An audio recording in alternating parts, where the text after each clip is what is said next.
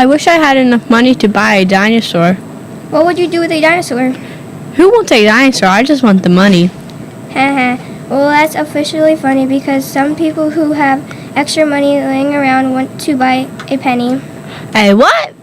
You heard me correctly. People are expected to spend over $100,000 on a penny at an upcoming auction in Orlando, Florida this week. Do they know pennies are worth 1 cent? Well, some pennies are more valuable than others. Let's go to Matt, a coin expert who is already in Orlando, Florida, for the upcoming auction of this very expensive penny. Matt will be able to explain more about these rare pennies from 1943 that are worth more than their face value. What's the value of my face? Oh boy. Hi everyone. Forgive me if I seem excited, but I am just so excited by the possibility of leaving here with a true copper penny from 1943. There are only a handful of these created of copper that year. Sure, in 1942 all pennies were made of copper, but it was decided in 1943 to make them from steel and not copper. They made this decision because we were at war and needed to save copper for more important things like bullets and telephone wire. In fact, the few that exist were made because there was some leftover copper in the machine. Is copper an expensive metal or something? No, the reason people want to own this penny so bad they're willing to pay more than its face value is because it's rare. People enjoy having things that other people don't have. It's a novelty, really. Thank you and good luck. Well, if I had a lot of money, I'm not sure that's something I would buy. I wonder what I would buy.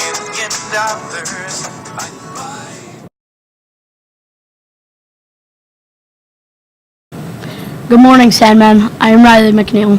And I am Trinity Watson. And we are here to deliver some very unfortunate news. If you have ever read or watched the movie Old Yeller, you might know where this story is going. As we tell you, a horse in Rio Grande was recently diagnosed with rabies. Yes, unfortunately, rabies is not fiction. Rabies is a virus disease of the nervous system in mammals. That means animals and people can get and pass on the disease. The disease symptoms can include increased saliva, abnormal behavior, and eventual paralysis, and death when untreated. It is most commonly spread through bites from the infected animal saliva. Yes, in the book Old Yeller, a beloved family pet is bit by a rabid wolf. The dog's owner has to make a difficult decision to kill his own dog so he can't infect his family or other dogs. Well, that's really sad. I wonder what we can find out about the real horse in Rio Grande that contracted the disease. Good morning. I am Jacqueline McGovern, reporting from Foxwood Farms in Rio Grande, where a 20-month-old horse named Bentley once lived. The owners have released statements sharing their grief from this tremendous loss, and they are not alone in their grief. Foxwood Farms offered daily riding lessons to many who are also mourning the loss of the beloved horse. Mr. Kelly, I understand your daughter takes horseback riding lessons from Foxwood Farms in Rio Grande? She does. She takes riding lessons, and she also does their camp in the summertime. How did you learn of her possible exposure to rabies, and what was your reaction?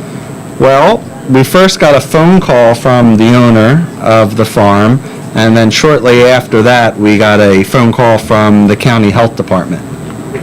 And we were alarmed and a little scared in the beginning because we weren't quite sure what the treatment for it was. I had heard horror stories of having to get needles in your stomach and, over and over again. But when we investigated, we found out that it was just 4 shots that were in usual places, and so we were a little more relieved after that. Do you view horseback riding as a more dangerous activity, or are your feelings unchanged as a result of this recent case of rabies? Well, we never envisioned our daughter having to get treated for rabies when we started, but we will probably leave it up to her. I think she'll want to continue riding horses. She loves doing it, and she loves taking care of the animals, so I think she'll probably stick with it, and I think we'll let her. Have your attention, please. Thank you, Dr. Kelly. You're welcome. Thanks for having me. Homework program. I have been a farrier for 13 years and traveled all over the state of New Jersey to work on people's horses. A farrier is a person that trims and applies horseshoes to horses' hooves. Not all horses require horseshoes, but they do need their hooves trimmed every 6 weeks. If they are not trimmed regularly, the hooves can grow very long and curl up looking like an elf slipper. This is extremely painful and can affect their skeleton and entire body, causing the horse to not be able to walk comfortably and making them unrideable. Horses that are being ridden often and compete in different riding disciplines require horseshoes, which are applied every 4 to 6 weeks. In that case, metal shoes are shaped over an anvil to fit each hoof, and they are nailed on. At the end of the cycle, the old shoe is removed, the hoof is trimmed, and a new horseshoe is applied. As a farrier, I work with approximately 300 horses on a 6-week rotation. In all my years of practicing and in my travels, I have never been exposed to any horses with rabies. In fact, it's very rare to hear about a case of rabies in horses. Horses, just like any other domestic animal, require vaccines each year. Rabies is one of the core vaccines that all horses must get annually. I am not a vet, but it is my understanding that when vaccinated correctly, the vaccine is 100% effective. If you think you have been in contact with a horse that is suspected to have rabies, you should go to the hospital right away for treatment. While this has been a rather sad news story, it is important to know that rabies is real and it can be fatal. If you or someone you know come in contact with rabies, please seek medical attention. Have a great day, Sandman.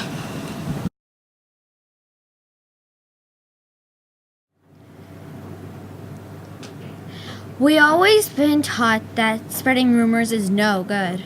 But we've got some news straight from the source. Yes, we're keeping you up to speed. And in the nun.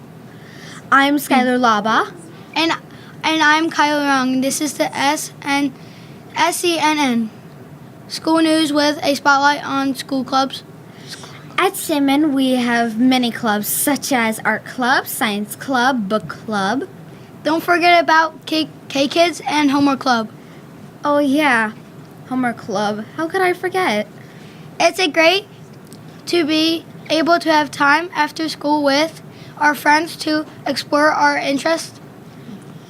I completely agree. Let's go over to Melissa and Joe and hear more about these clubs. What these clubs are doing. Thank you, Skylar and Kyle. I'm Melissa Maz. And I'm Joe Rigo. We've talked to the club supervisors to get an update about what's all the excitement with clubs. Let's kick it off with Science Club. If you were in session 1, then you saw cranberries dance and slime blow. Sounds exciting. Well, if science isn't your thing, Art Club has got you covered. Covered in paint, that is. Miss Smith has her pack of painters have created their own sketchbooks to do weekly art. Simon's in, while having access to extra art supplies to create something beautiful. Also, Book Club will have you stop in to smell roses. While you enjoy good book talk with your closest friends, right now they're reading Towers Farm. Of course, there's Homework Club. That isn't only for people who forgot to do their work, but it gives a quiet place here, all at school. And maybe even the help from a teacher, too, to complete work. Wow, who knew we had all these great programs at our school? Now, back over to Skylar and Kyle. Wait. You forgot to mention K-Kids, our own little community service group here at Sandman. They have something big news coming up on January 23rd, but I'll let them tell you about it. Now over to students from Miss Bryan's class. This just in. K-Kids is holding a pretzel sale on Wednesday, January 23rd. Here are the details. Hot pretzels will be sold during the school day. The cost for one pretzel is $1. The pretzels will be for sale throughout the school day and will be sold in the main hallway.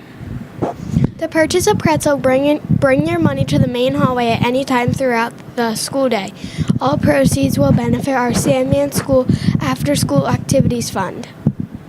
That's right. All the money that K-Kids raises will go directly back to our school. We hope to see your support. Now back to the studio.